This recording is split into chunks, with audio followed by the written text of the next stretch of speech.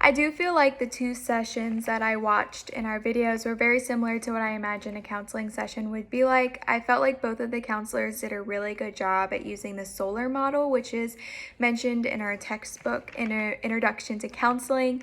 I feel like both of them did a really good job sitting up straight, having an open posture, leaning forward, having really good eye contact, and then having a relaxed stance towards their clients. As far as the readings from chapter 8 and chapter 9 and the characteristics that I noticed in both of these sessions, I did notice a lot of characteristics in both of the videos. I felt like the first counselor did a really good job at showing advanced empathy towards his client, and reflecting back what she was saying to him. I also felt like he did a really good job using keyword encouragers. His client mentioned the word perfectly, and he told her that he noticed that she used the word perfectly and asked her if she could tell him a little bit more about that to help her expound upon what she was saying. And I also feel like he did a really good job paraphrasing and restating what the client said to him back to her in his own words.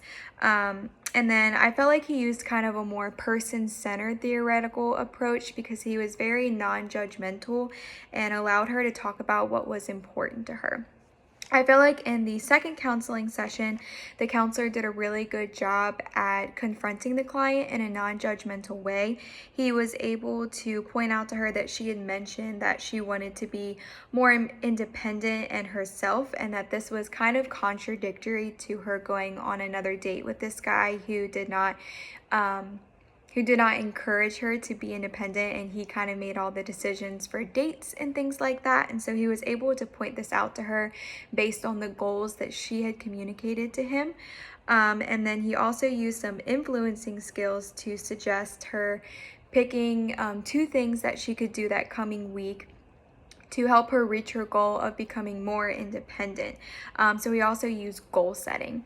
And then as far as which of the counselors I feel like would be a good fit for me, I really liked how both of them used advanced empathy, but I do like how in the first video the counselor really allowed her to talk about what was important to her and just kept restating what she was saying back to her. So I really liked how the first counselor did that. And then a question I had, and one that I looked up in a journal article called Considerations of Confrontation, is just how I can better understand and use confrontation as I pursue become a professional counselor in the future.